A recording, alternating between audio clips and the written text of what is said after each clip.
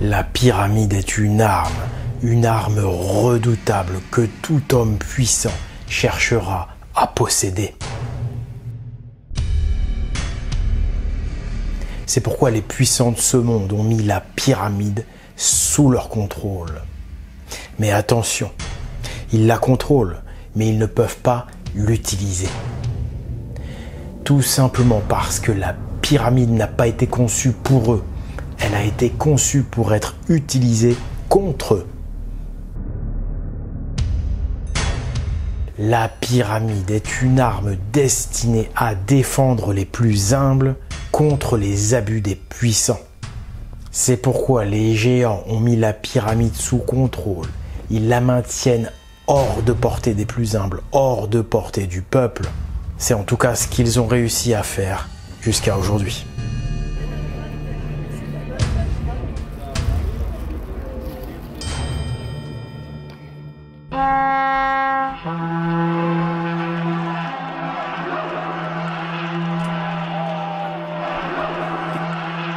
Je suis Oleg de Normandie et je révèle les secrets qui sauvent. Le code des pyramides, c'est la quête du message crypté dans les religions et les monuments. C'est le dévoilement de la vérité. Car il y a plusieurs siècles, l'humanité a subi un lavage de cerveau. Et aujourd'hui encore, nous sommes noyés dans un déluge de mensonges. Heureusement, pour faire face à cette désinformation générale, les anciens sages ont mis en place un plan secret pour préserver la vérité. C'est le plan divin. Or, il a été prévu que le plan soit révélé à notre époque. Le révéler, c'est décoder le message des dieux. C'est retrouver la vérité. C'est accomplir la quête du chevalier. L'abus de pouvoir le plus classique et qui revient régulièrement dans l'histoire parce qu'il est très efficace, c'est la falsification de l'histoire. C'est quand on enseigne à des générations et des générations des salades afin de conditionner le peuple et de le soumettre. Mais il y a également tout un tas de corruptions de la science qui sont en place aujourd'hui et dont on ne se rend même pas compte et qui nous mettent des chaînes invisibles. La seule façon de se libérer de ces chaînes, la seule façon de détruire ce lavage de cerveau, c'est d'utiliser la pyramide. Mais comment utiliser cette arme? Eh bien, ça nécessite tout un tas de connaissances. Ça nécessite un apprentissage. C'est cet apprentissage qui est raconté poétiquement dans la mythologie avec la quête du chevalier. La quête du Graal, par exemple, c'est tout simplement savoir comment se servir de la pyramide. Et pour ça, eh bien, il faut comprendre le code. Le code des pyramides, c'est celui qui va nous permettre de nous servir de la pyramide comme une arme pour détruire la matrice mensongère dans laquelle est plongée notre civilisation.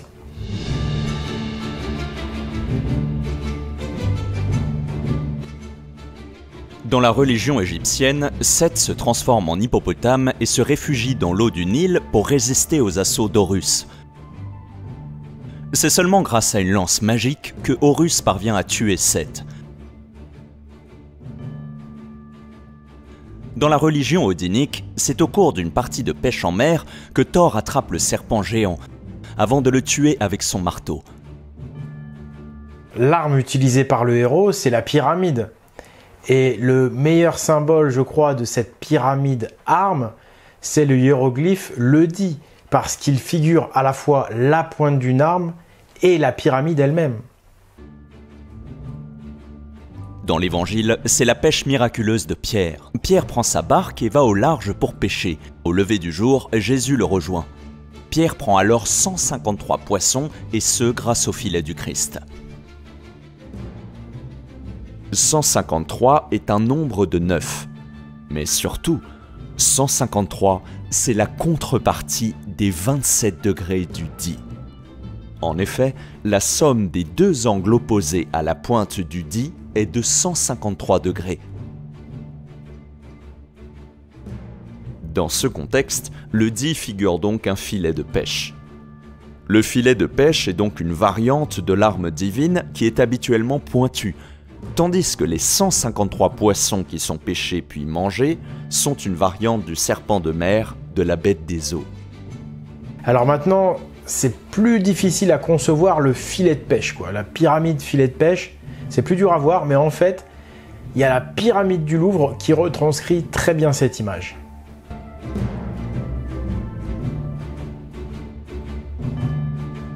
La pyramide du Louvre à Paris a la particularité de posséder 153 losanges sur chacune de ses faces régulières.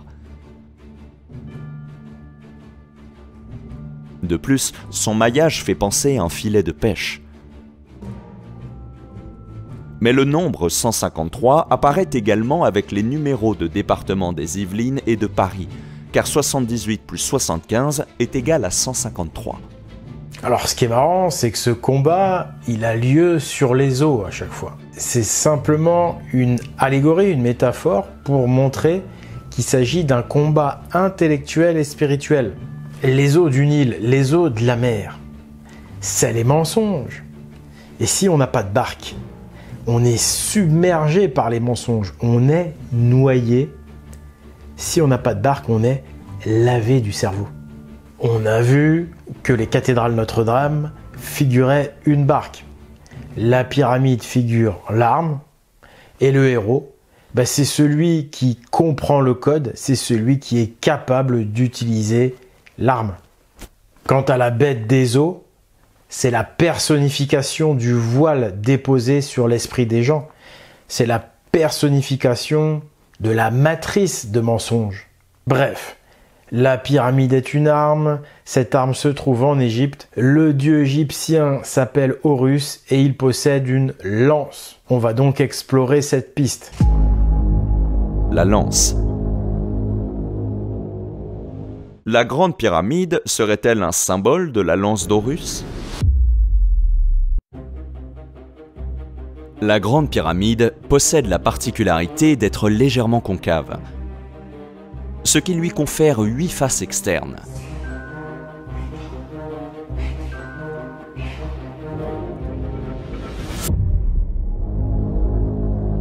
Quand on observe la géométrie de la grande pyramide en pensant à une lance, on s'aperçoit que la particularité du renfoncement des faces permet de transformer la pyramide en une véritable pointe de lance.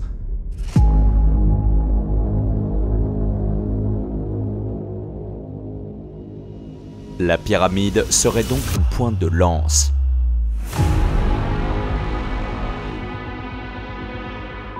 Dans la mythologie égyptienne, le dieu bâtisseur de la pyramide, il s'appelle Ptah. C'est le dieu des architectes. Mais c'est aussi le dieu des forgerons. Et ça, c'est intéressant parce que quand on a une lance pyramide, ça veut dire qu'elle n'a pas seulement été bâtie, elle a aussi potentiellement été forgée, cette lance pyramide. Autre fait très intéressant, le dieu Ptah possède une seconde forme. Lorsqu'il s'appelle Ptah Patek, il a alors une forme de nain. Et ça, c'est très clivant, parce que les nains, ça n'existe pas dans la mythologie égyptienne normalement. En fait, les nains n'existent que dans la mythologie nordique, et uniquement dans celle-là. Il y a une seule exception à cette règle, c'est le Ptah Patek, donc le Ptah bâtisseur de la pyramide, qui a une forme de nain. C'est le seul à ne pas respecter cette règle. Et ça, c'est pas anodin. Dans la mythologie nordique, la lance divine, c'est l'arme du père de Thor, Odin, le père de tous les dieux. La lance d'Odin s'appelle Gungnir. Or, cette lance a été fabriquée par un nain. Est-ce que Ptah Patek, le nain forgeron de la pyramide, et le nain qui forgea la lance d'Odin ne seraient pas en réalité la même personne? Non mais, en réalité, le nain qui forgea la lance d'Odin, ça pourrait très bien être Ptah Patek, c'est-à-dire Ptah, le bâtisseur de la grande pyramide lui-même. Odin. Le mythe principal d'Odin nous raconte comment le dieu fut pendu à l'arbre de vie, la tête en bas, pendant 9 nuits. Par cette pendaison, Odin cherchait à découvrir les secrets des runes, et pour ce faire, il transperça son œil avec sa lance. Ce n'est qu'une fois les secrets des runes découverts qu'il retomba de l'arbre. Pour Odin, la découverte de cette connaissance est libératrice, c'est même une renaissance. Bref, Odin, le dieu à la lance, c'est le dieu pendu ou suspendu. Or, dans le quartier du Vieux-Caire, en Égypte, la plus illustre église chrétienne de la ville se nomme justement l'église suspendue.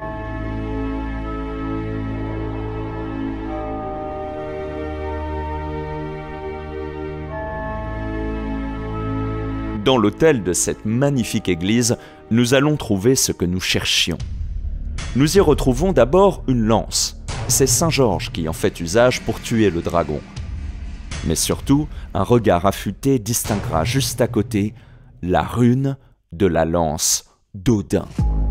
La rune de la lance d'Odin se nomme Gar et elle occupe discrètement le cœur du sanctuaire. De plus, l'église suspendue qui se situe dans le quartier du Vieux-Caire se trouve à 9,6 km de la Grande Pyramide. Or, 9,6 évoque les 9,6 mètres de la pointe manquante de la Grande Pyramide. Cette pointe manquante de la pyramide serait donc la pointe de la lance d'Odin, elle-même figurée par la rune Gar de l'église suspendue. Mais le nombre 9,6 évoque aussi le nombre 96, qui est lui-même la permutation de 69. Or, comme graphiquement le 6 n'est jamais qu'un 9 à l'envers, ces deux nombres évoquent symboliquement un retournement. Or, Odin est justement suspendu à l'envers. Le crochet du 6 permet de le suspendre à l'arbre, et le nom de l'église, suspendu, termine de valider l'image.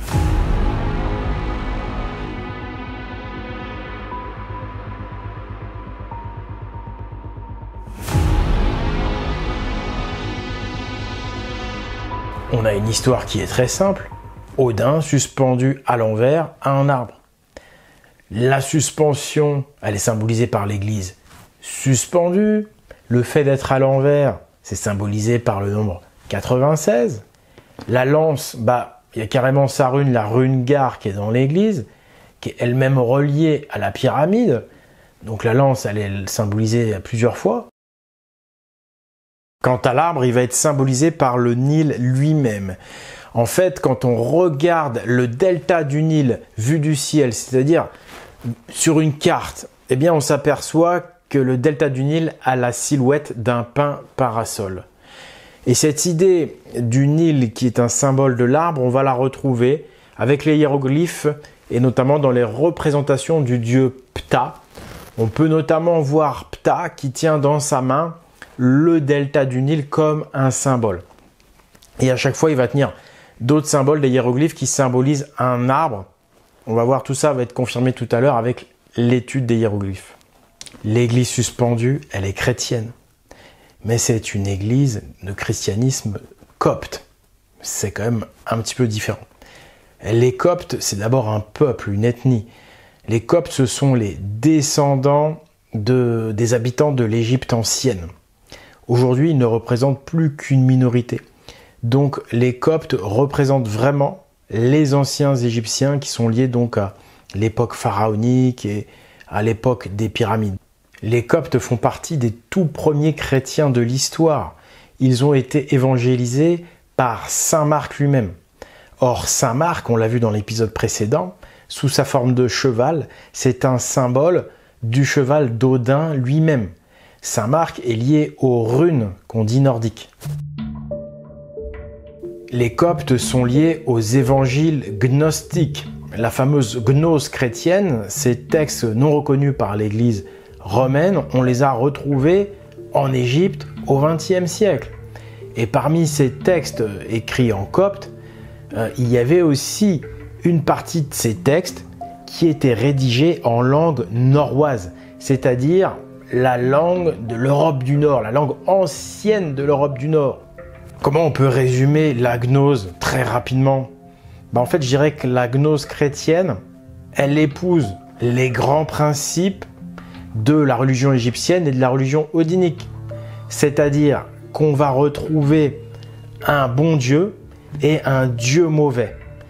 Mais ce dieu mauvais, il va usurper la place du bon Dieu. Et surtout, ce qui est très important, c'est que le peuple donc va croire dans les écrits de ce mauvais Dieu. Il va prendre le mauvais Dieu, il va le confondre avec le vrai Dieu.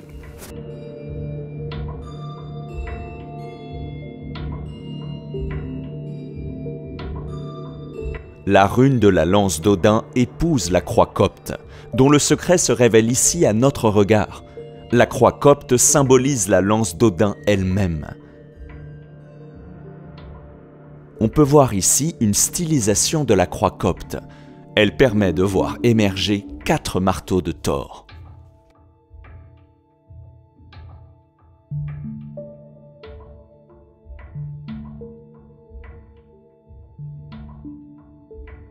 Nous avons vu à l'épisode précédent que le marteau de Thor était lié au Di. L'implication des axes de Chambord est énorme, car il relie le marteau de Thor au hiéroglyphe le Di et aux pyramides de Gizeh. Or, en gématrie, Thor plus Di est égal à 90, et 90 est égal à Mjolnir, le nom du marteau de Thor. Mais 90, c'est aussi Gungnir, la lance d'Odin.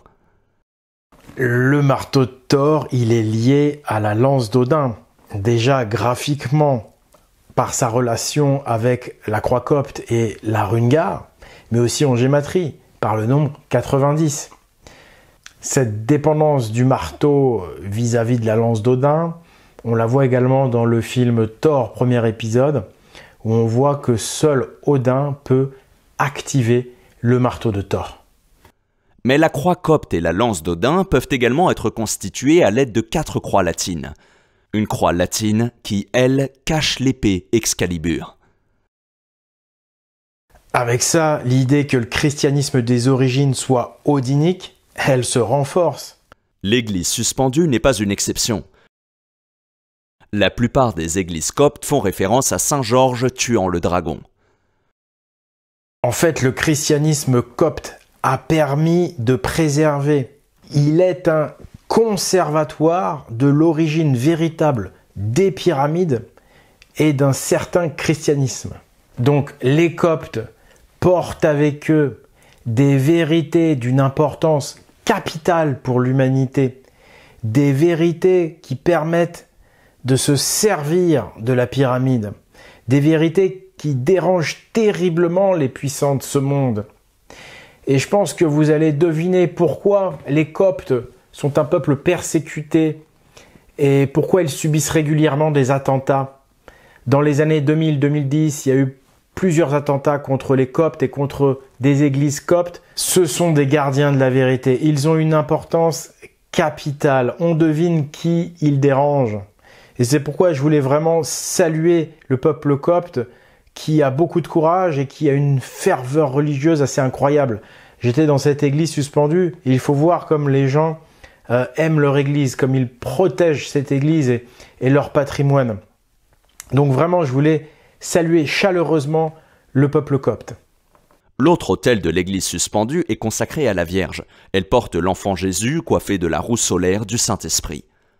À côté, la rune Gar a été remplacée par la rune d'Odin lui-même. Cette rune se nomme Odal. Or, on peut également obtenir la rune Gar à partir de 4 runes Odal. La rune Odal est au 24e rang. Or, 4 fois 24 égale 96, ce qui relie directement la lance d'Odin à la flèche de Notre-Dame de Paris, qui est haute de 96 mètres. Ce 96, c'est aussi 10 fois la hauteur de la pointe manquante de la pyramide. Mais si on regarde cette rune Gar avec un regard d'enfant, son tracé fait plus penser à un filet de pêche qu'à une lance. À l'image du hiéroglyphe le Di, la rune Gar possède une double caractéristique. Elle figure à la fois une arme pointue et un filet. Est-ce que la rune Gar pourrait être le filet du Christ de la pêche miraculeuse de Pierre? C'est tout à fait possible. Surtout que la gématrie va dans ce sens-là. Figurez-vous que Christ égale 77. Or, 77, c'est également la valeur de lance Odin. Lance Odin égale Christ. Ce qui veut dire que la Rungar, ce serait également un symbole du filet du Christ. On a retrouvé des symboles odiniques et la lance d'Odin dans le christianisme copte. Maintenant, on va voir ce qu'il en est dans la religion égyptienne. Qu'est-ce qu'en disent les hiéroglyphes ?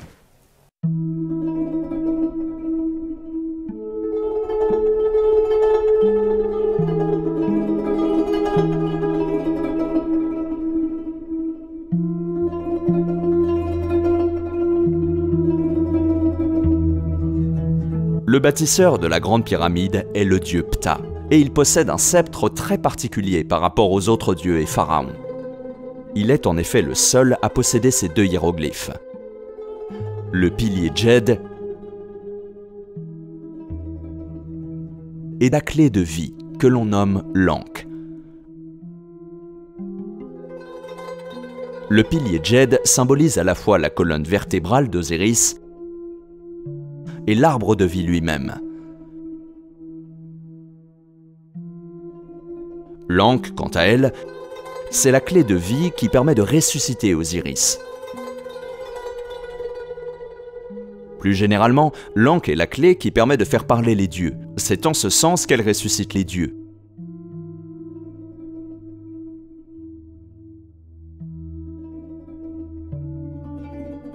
La clé Ankh est très souvent associée au Di.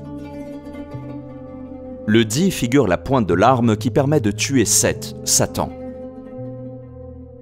Lorsque le Di est associé à l'Ankh, le Di figure alors la pyramide et sa petite encoche symbolise alors la porte ou la serrure de la pyramide.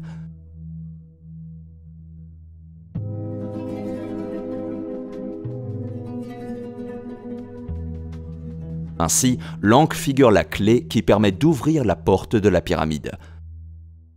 L'Ankh est donc la clé de l'énigme de la pyramide. L'Ankh symbolise une clé, entre autres, car c'est pas tout. Ce qui caractérise véritablement l'Ankh, c'est son anse, c'est ce qui permet de la porter.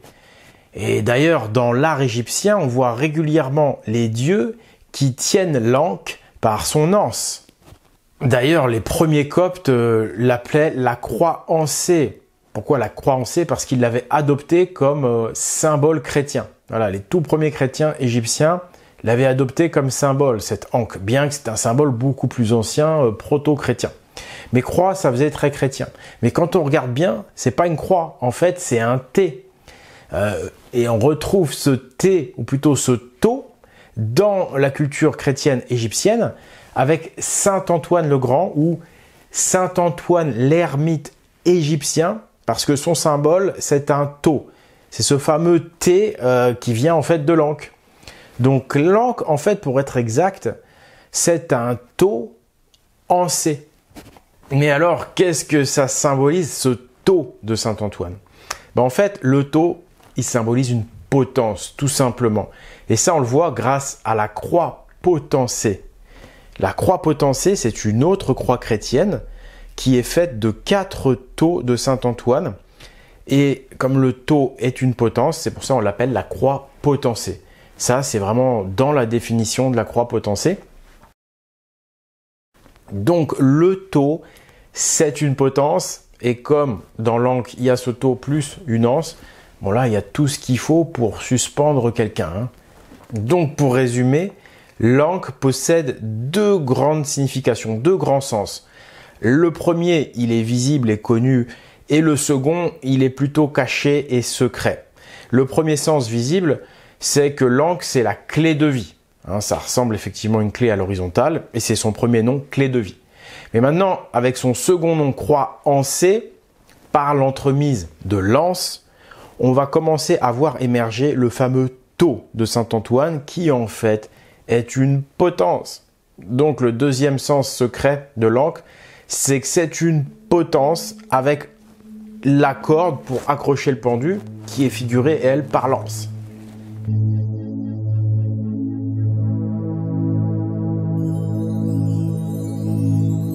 Les autres principaux hiéroglyphes sont l'œil Ujat, qui symbolise l'œil qu'Horus a perdu en combattant Seth, et le nœud d'Isis, un petit bonhomme fait d'une corde nouée. Mais si Ptah est le bâtisseur des pyramides, le dieu qui créa les hiéroglyphes, c'est Thoth.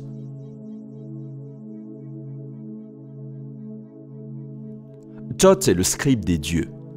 Il y a écrit le message des dieux dans la pierre des temples avec les hiéroglyphes.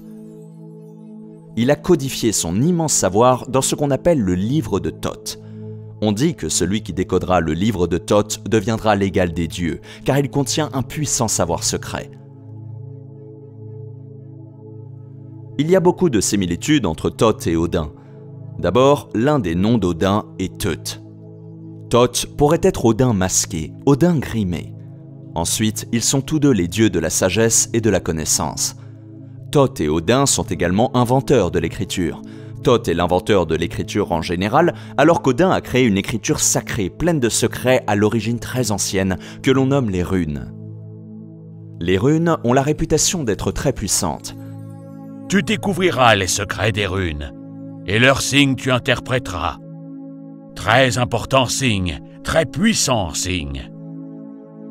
Le mythe majeur associé à Odin est celui où il se pend à l'arbre de vie pour acquérir le savoir secret des runes. Ce mythe est une énigme, et qui saura la résoudre découvrira lui aussi les secrets des runes. L'énigme du pendu. C'est le contexte égyptien qui permet de résoudre cette énigme nordique.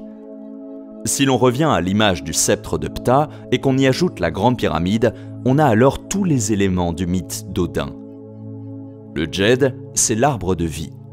L'anse de l'Ankh, c'est la corde à laquelle Odin est suspendu. Mais l'Ankh est également constitué d'un thé, ou plutôt d'un tau. Ce tau, c'est celui de Saint Antoine, l'ermite égyptien qui n'est pas sans rappeler Odin. L'ermite Saint-Antoine est lié à l'arcane 9 du tarot de Marseille, l'ermite, pendant qu'à l'arcane 12, on retrouve un homme suspendu à l'envers. Donc le tarot de Marseille va aussi dans le sens de cette interprétation. Le tarot de Marseille est au diapason de la tradition. Enfin, ce tau de Saint-Antoine évoque l'Irminsul, le totem odinique qui est un autre symbole de l'arbre de vie. Je rappelle que l'Irminsul est lié au fameux génocide de Verdun en 782, un événement historique fondamental. Bref, sur le sceptre de Ptah, on a une fusion entre l'Ankh et le djed, donc on a la potence qui est fusionnée avec l'arbre de vie. L'arbre de vie va servir de potence, où la potence est au sommet de l'arbre de vie. Et le secret, il va se révéler quand on reprend les représentations des dieux égyptiens et qu'on y transforme le tau en un arbre. Là, on va s'apercevoir que le dieu égyptien est suspendu à l'arbre par l'anse. Donc le dieu est suspendu à l'Ankh par l'anse. La clé de l'énigme de l'Ankh, c'est l'anse. Et l'anse, ça nous ramène à la lance. Quel jeu de mots! La langue française est vraiment une langue sacrée.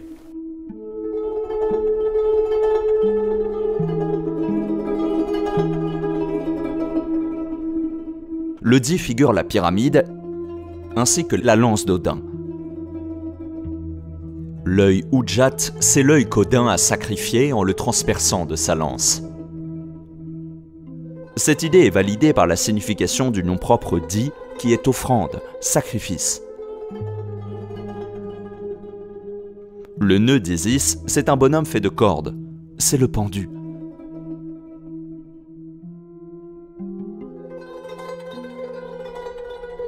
Quant au hiéroglyphe de la tresse de lin, il retranscrit la forme de la rune Odal, la rune du dieu Odin.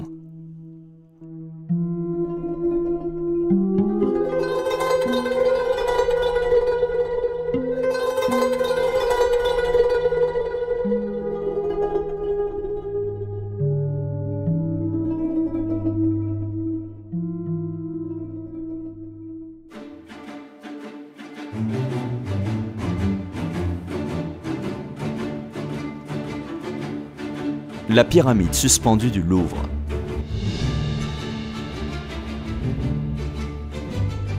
Au Louvre, il y a une pyramide suspendue à l'envers.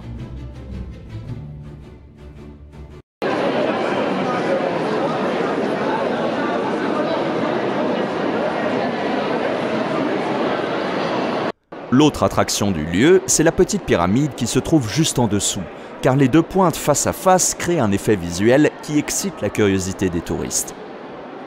Tout le monde veut jeter un œil à ces pointes de pyramide. Jeter un œil sur la pointe de la pyramide. Voilà qui évoque encore le sacrifice de l'œil d'Odin avec la lance.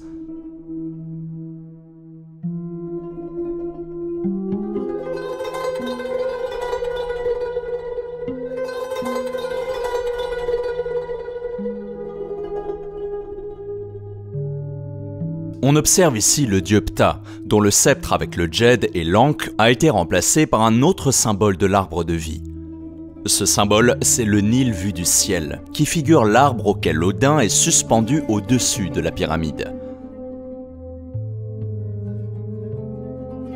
Voici un extrait du mythe du dieu pendu tel qu'il est écrit dans l'Edda.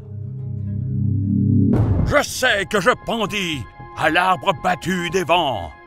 9 nuits durant, transpercé d'une lance, offerte à Odin, moi-même à moi-même donnée. Haut sur cet arbre, dont nul ne sait depuis quelle racine, il s'élève jusqu'au ciel.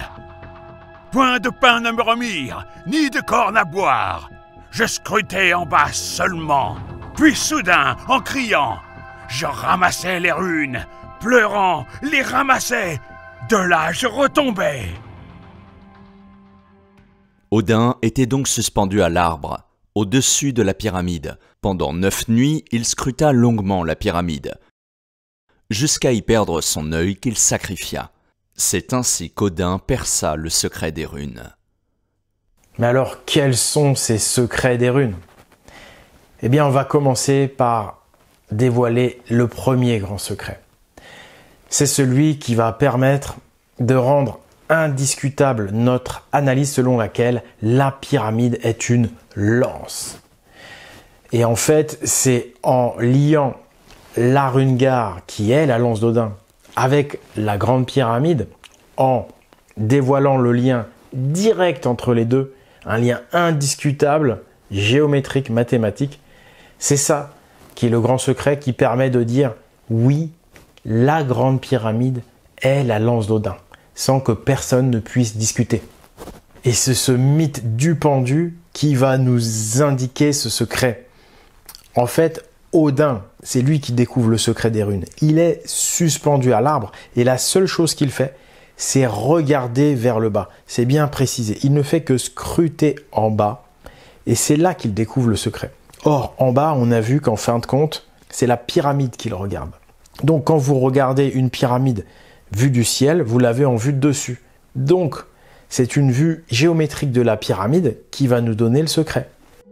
Le secret géométrique. Avec cette vue, on discerne un carré, ainsi que les 4 arêtes visibles. Si nous précisons qu'elles sont visibles, c'est parce qu'il y a également 4 arêtes quasi invisibles. C'est dû au léger enfoncement des faces. Si l'on décide de tracer seulement les arêtes invisibles, on obtient ce symbole, qui est très proche de la Rungar.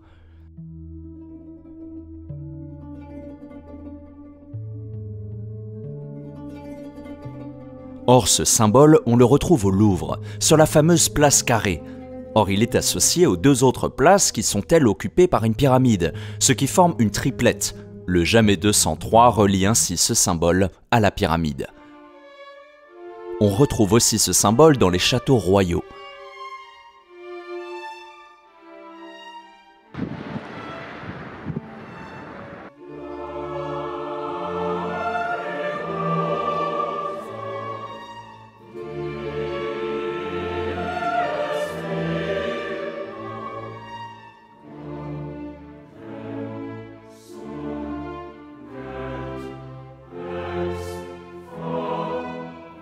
Mais comment obtenir une Rungar parfaite? Pourquoi sur la Rungar, les fameuses arêtes invisibles dépassent-elles du cadre du carré? C'est parce qu'en fait, ce qu'on voit sur la rune Gar, c'est pas les arêtes invisibles, c'est les arêtes visibles. En fait, on a fait pivoter les diagonales du carré à l'emplacement des arêtes invisibles. Le secret, il est là, c'est faire pivoter les diagonales du carré. Il existe un lien géométrique parfait entre la Grande Pyramide et la rune Gar. Ce lien répond à la logique suivante. Les arêtes visibles doivent être pivotées sur l'emplacement arête invisible. Et c'est très intelligent, car en déplaçant comme ça les arêtes visibles à l'emplacement des arêtes invisibles, eh bien, on souligne qu'il existe bien des arêtes invisibles qui ne sautent pas aux yeux. Et cette rotation des diagonales, on peut aussi la visualiser à l'aide de deux carrés. En faisant pivoter un carré sur un autre carré qui reste statique, on a cette rotation diagonale. Et ça, on peut le voir au Louvre notamment, cette illustration des deux carrés.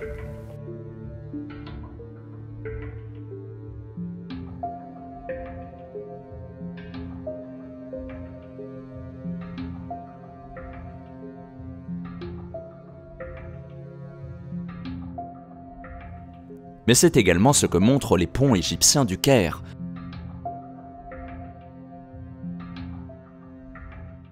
Ce motif qui illustre la rotation d'un carré sur un autre, nous l'appellerons le double carré tourné. Ces ponts égyptiens nous montrent la relation entre l'octagramme et le double carré tourné. Le double carré tourné est donc à l'origine de l'octagramme. Or, l'octagramme est un symbole très répandu dans le monde maghrébin et arabe. Mais on trouve aussi l'octagramme dans la culture gothique européenne,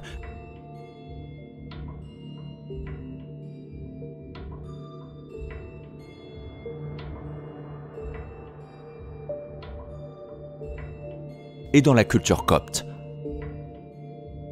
Mais qui l'eût cru, c'est la rune Gar qui est à l'origine de ce symbole.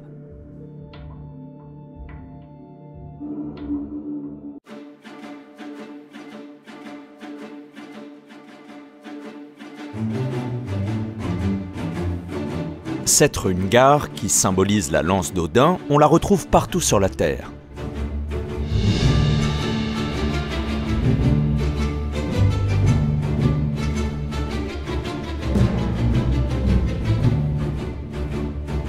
Chez le peuple Hmong d'Asie, la rune Gar correspond à une lettre de leur écriture sacrée. Une écriture qui comprend également d'autres runes.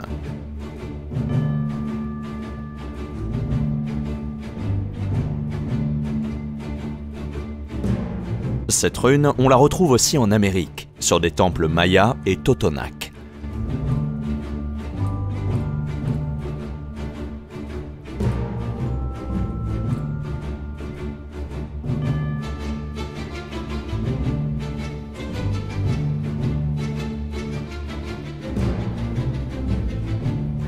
Ces derniers ont même conservé un rituel rappelant celui d'Odin suspendu à l'arbre.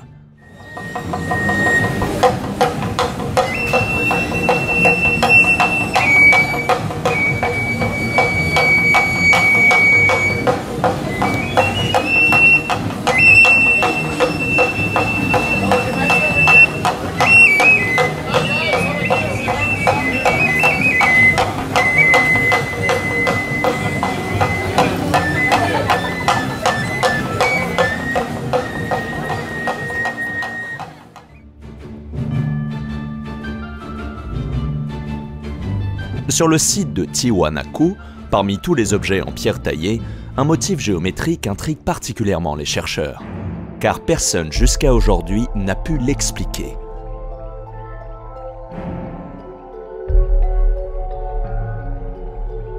La solution à cette énigme se retrouve dans l'église suspendue du Caire, en Égypte.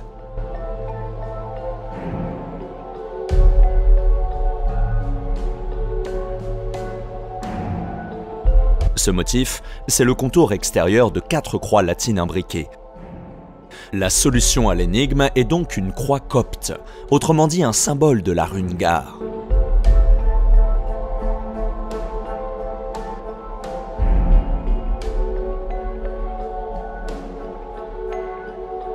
À bien regarder, on retrouve également cette rune-gare sur la pyramide de Tiwanaku.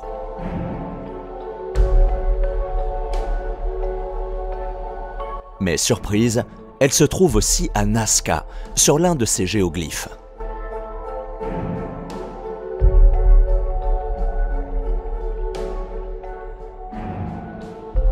Mais on retrouve également ce motif géométrique en Europe, à Pise, en Italie, sur la tour penchée ainsi que sur Notre-Dame de Pise.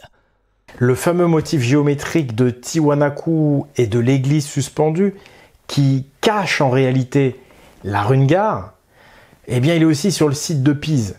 Mais alors là-bas, c'est à croire que si le site de Pise n'a pas été construit spécialement pour faire la promotion de ce signe géométrique qui cache la rune-gare. Et tout de suite, ce qui nous frappe, c'est ce symbole qui est mis en avant sur la façade principale. Ce n'est pas une croix latine. Parce que vraiment, on retrouve ce signe partout. Tout autour de la cathédrale, tout autour de la tour penchée. Me voici maintenant à la tour de Pise et comme vous pouvez le voir, c'est exactement la même chose. Les mêmes symboles sont mis en avant.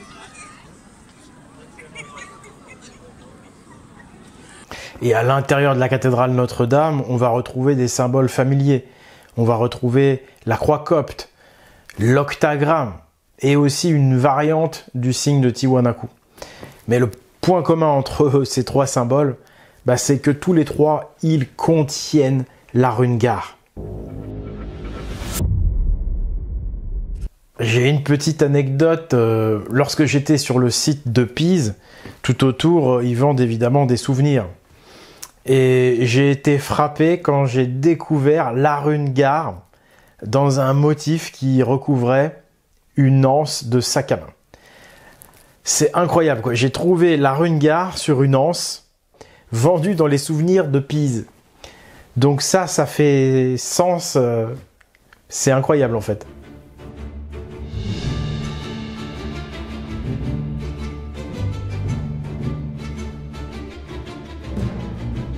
Si on regarde la culture ancienne et les monuments anciens, on va s'apercevoir que tous les peuples de la Terre ont des liens avec la lance d'Odin.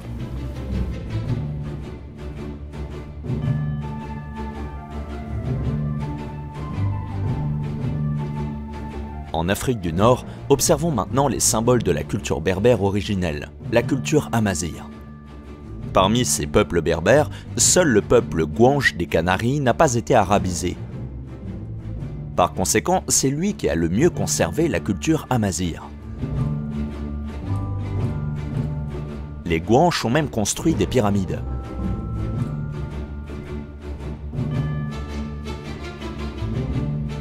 Je suis sur l'île de Tenerife aux Canaries, au large du Maroc, en plein dans l'océan Atlantique. Ici, on peut trouver des pyramides, les pyramides de Guimard, c'est le nom du site. C'est plusieurs centaines de mètres de longueur, ce site. C'est vraiment très grand en fait.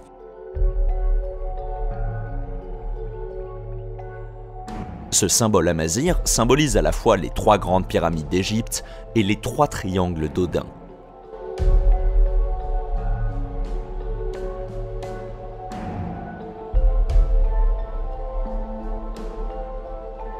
Celui-ci est une petite énigme.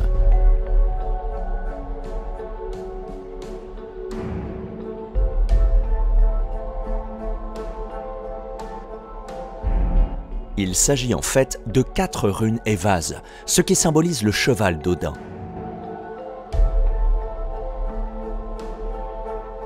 Mais sa géométrie cachée permet aussi de tracer en son sein la rune Gar.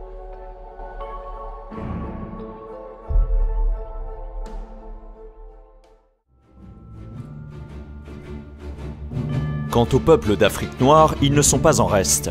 En effet, l'emblème du peuple Haoussa n'est rien d'autre qu'une rune Gar stylisée.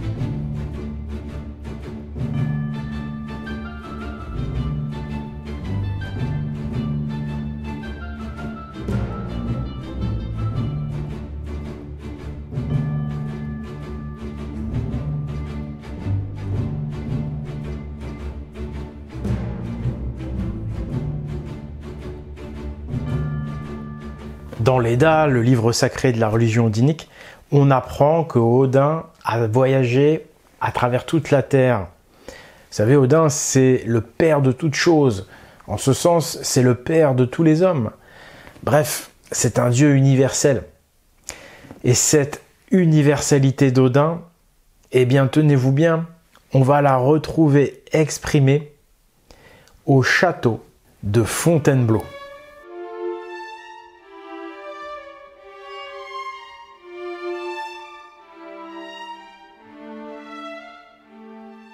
C'est le roi Henri II, fils de François Ier, qui va exprimer cette universalité d'Odin au château de Fontainebleau, dans la plus belle salle du château, la fameuse salle de bal, une salle qui fait la promotion véritablement d'un symbole.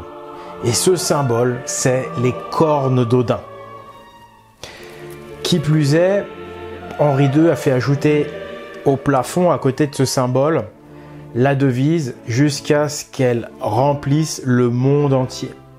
Donc là, Henri II nous parle des cornes d'Odin de cette salle. Donc ça veut dire, symboliquement, jusqu'à ce que les signes d'Odin remplissent le monde entier. Donc là, on a vraiment l'universalité d'Odin qui est exprimée dans ce château de Fontainebleau. Qu'est-ce qu'on peut dire sur ces cornes d'Odin? Évidemment, aujourd'hui, officiellement, elles ne sont pas appelées comme cela, puisque notre civilisation est dirigée par une secte d'idéologie romaine, et donc ils masquent Odin, et ils appellent ça les trois lunes. Mais d'un côté, les appeler les lunes, c'est pas si déconnant que ça, parce que nous sommes dans une époque obscure, à la fin plus exactement, et donc pendant ces siècles où Odin a été absent, il faisait nuit, donc l'époque de la lune, et Odin, quand il est absent ou quand il fait nuit, on peut le retrouver sous une forme de cerf ou de daim, hein, Odin, le Odin. Et effectivement, ces cornes d'Odin, c'est aussi un symbole qui est lié au cerf.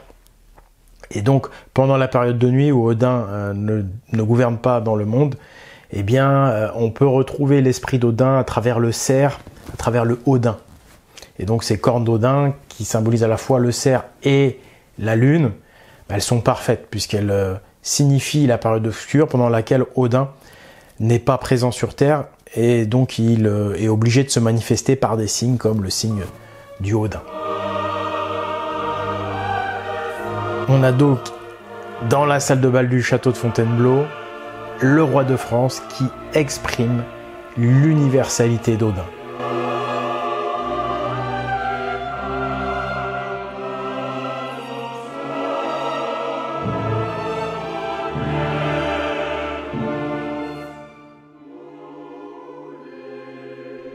Aux États-Unis, il se trouve la plus grande obélisque du monde, l'obélisque de Washington, un immense monument de pierre de 169 mètres de hauteur. Cet obélisque possède deux secrets. D'abord, le 69 qui indique la pendaison d'Odin, suspendue à l'envers au-dessus de la lance, qui est ici figurée par l'obélisque. Enfin, il faut savoir que toutes les obélisques avec une pointe permettent de projeter au sol le double carré tourné.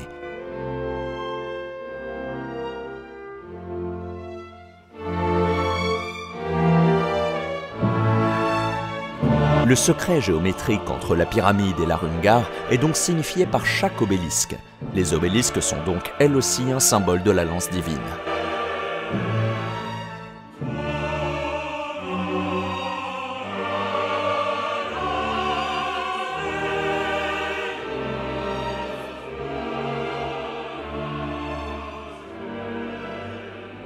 À Paris, l'obélisque de la Concorde est revêtu d'une pointe dorée. Et son angle est de 27 degrés précisément, ce qui la relie au Di, lui aussi symbole de la lance et de la pyramide. Alors là, finalement, bon, c'est pas très difficile d'imaginer qu'une obélisque, ça symbolise la lance. C'est même tout à fait logique, hein, puisque la pyramide, la grande pyramide en tous les cas, symbolise déjà la lance d'Odin. Mais notez quand même ici également qu'il y a toujours des liens mathématiques, des liens logiques avec des nombres pour signifier quelque chose. Et ce qui est vraiment intéressant avec cet obélisque, qui permet donc de tuer la bête, puisque c'est la lance d'Odin, c'est que Obélix, le compère d'Astérix, lui aussi, il tue la bête. Par exemple, dans les 12 travaux d'Astérix, Obélix tue la bête. À midi 12, j'ai toujours faim, puis je mangerai n'importe quoi, tu m'entends? La bête. Il va tuer la bête, Obélix. Veuillez excuser ma curiosité, mais la bête, elle était comment? Oh, elle était bonne, garçon indigestif. Donc Obélix, c'est l'obélisque qui tue la bête, qui tue les Romains, l'idéologie romaine.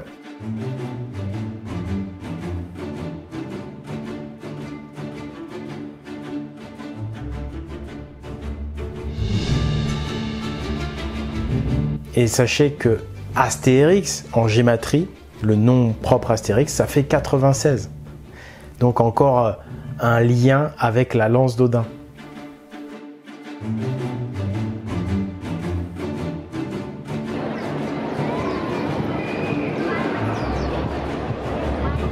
Au Louvre, la rune est discrète, mais elle est partout.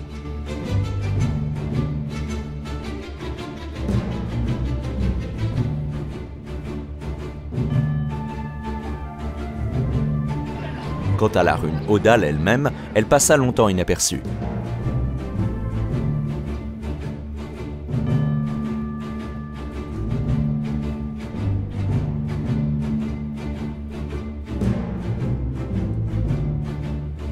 Le canal Saint-Martin de Paris est composé d'un virage de 153 degrés qui évoque le dit. Alors qu'en face est dressé un bâtiment figurant la rune Gare. Le canal Saint-Martin évoque le combat du héros contre la bête des eaux.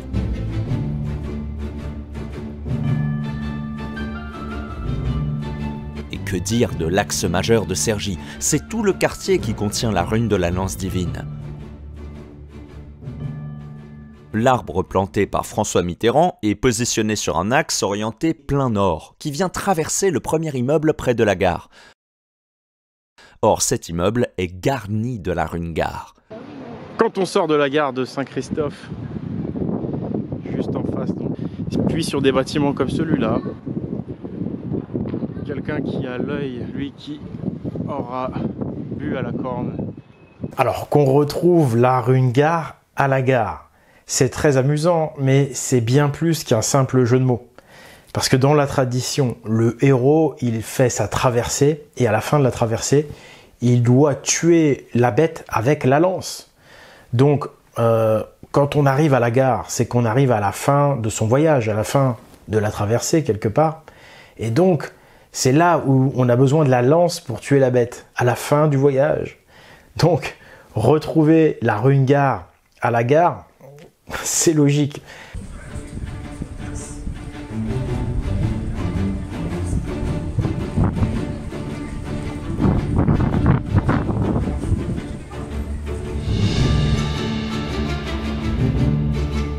Mais c'est incroyable vraiment la tradition. Et c'est loin d'être fini avec le mot gare. Si en utilisant la gématrie, on additionne la valeur des mots gare, gare, garde et gare, le nom du département, on obtient 122. Or 122 est égal à Versailles.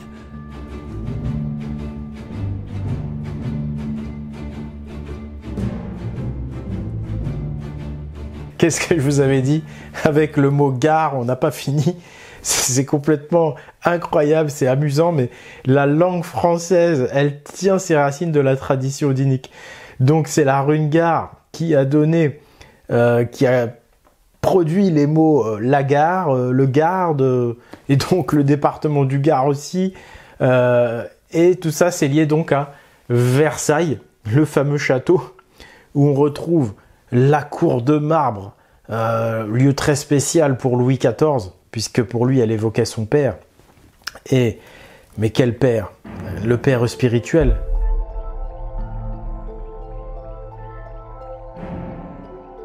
Versailles contient plusieurs fois la rune Gare, et notamment dans la cour de marbre. Une énigme géométrique dont la solution est Gungnir, la lance d'Odin. Et donc, La résolution de l'énigme de cette cour de marbre de Versailles, bah, c'est la Rungar. J'ai pas le temps de vous montrer la démonstration dans cet épisode, c'est pas l'envie qui manque, c'est le temps. Mais voilà, c'est la résolution de l'énigme de la cour de marbre, c'est la Rungar.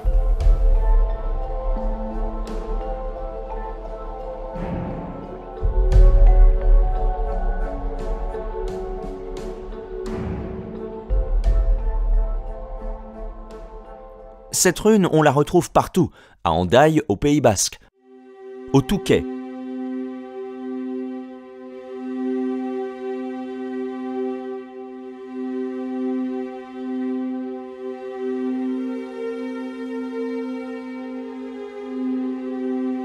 ou encore sur la cathédrale de Dijon. Énumérer la liste complète serait bien trop long. Et tout ça, c'est qu'un exposé non exhaustif. Parce qu'en fait, des signes de la rune d'Odin, des signes d'Odin, il y en a partout. C'est sans fin. Je peux pas tous les mettre dans un documentaire, c'est pas possible. Tous les anciens peuples libres de la Terre ont conservé le souvenir du bon Dieu dans leur tradition. Certains l'appelleront le vrai Dieu. Ce sont nos ancêtres qui ont conservé secrètement le souvenir de ce Dieu, et avec lui, le souvenir de qui nous étions réellement. Le souvenir que l'humanité a été sage et spirituelle. Le souvenir que nos ancêtres ont construit les plus beaux monuments de la Terre, tous ensemble, unis autour de ce symbole. Et aujourd'hui, avec cette révélation, ils nous offrent un magnifique cadeau. Ce cadeau, c'est la lance d'Odin. Un cadeau du ciel, un cadeau du Père Noël, car en effet, en gématrie, Père Noël est égal à 90, c'est-à-dire à Gungnir, la lance d'Odin. Cette lance nous est offerte pour percer le voile des ténèbres répandu par Seth, Satan. Elle nous est offerte pour accéder à la connaissance de notre passé et à la religion de nos ancêtres. Cette lance qui donne la connaissance, elle est la clé du mythe d'Odin. Après avoir percé le voile de Seth qui recouvrait son œil avec sa lance, Odin découvre les secrets des runes. Il retombe alors de l'arbre, puis il se dirige alors vers la source de Mimir pour boire la boisson divine, l'hydromel qui donne la connaissance sacrée. Mais attention, Mimir ne lui donna pas une seule gorgée tant qu'il ne donna pas son œil en gage. La boisson sacrée qui donne la connaissance divine. On ne peut y accéder qu'après avoir percé son œil. Et donc, on ne peut y accéder que grâce à la lance. Or, dans la légende du Saint Graal, on retrouve aussi une lance. Et cette lance, elle va, là encore, percer un dieu. Et ce dieu percé par la lance, c'est Jésus lui-même. C'est juste après la mort de Jésus sur la croix qu'un vieux monsieur à barbe grise vient pour récupérer le sang du Christ qu'il va soigneusement conserver dans le Graal. Parce que ce sang de Jésus contient la connaissance divine. Il contient la vraie connaissance christique. Donc chercher à retrouver le Graal, c'est chercher à retrouver cette connaissance sacrée.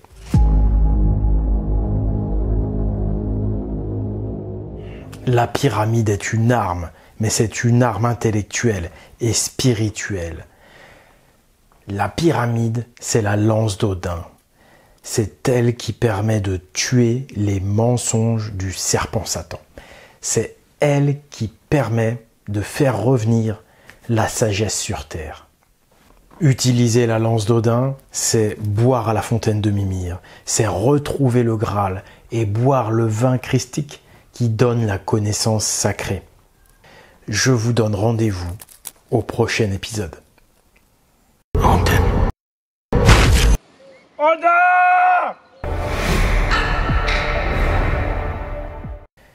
Ces découvertes, je les ai fait tout seul comme un grand. D'ailleurs, je fais tout seul comme un grand. Ce documentaire, c'est moi qui l'ai réalisé. Enfin, je fais presque tout parce que je ne sais pas dessiner en fait. Et je fais appel à un animateur 3D. En fait, j'ai quand même besoin de votre soutien financier pour payer ces gens-là. Sans compter le prix des voyages. Parce qu'il faut aussi parcourir un petit peu la planète. Hein. L'église suspendue, il fallait y aller physiquement. Si vous voulez m'aider à produire ces documentaires, eh bien tout est précisé dans la description de la vidéo. Voilà. Et puis, si vous pensez que mon travail mérite salaire, alors vous pouvez me laisser un pourboire sur Tipeee, ou vous pouvez aller acheter des produits dans ma boutique en ligne espritviking.com. Vous allez y retrouver des livres de réinformation. Vous allez apprendre des choses avec ces livres. Il y a même une bande dessinée. Vous allez aussi trouver la première marque française de bijoux viking en argent massif. Et vous allez même retrouver de l'hydromel, enfin du véritable hydromel, parce que attention aux contrefaçons. Voilà, vous savez tout. Merci d'avance à tous ceux qui pourront m'aider. C'était Oleg de Normandie pour la vérité et la justice. À bientôt. Au revoir.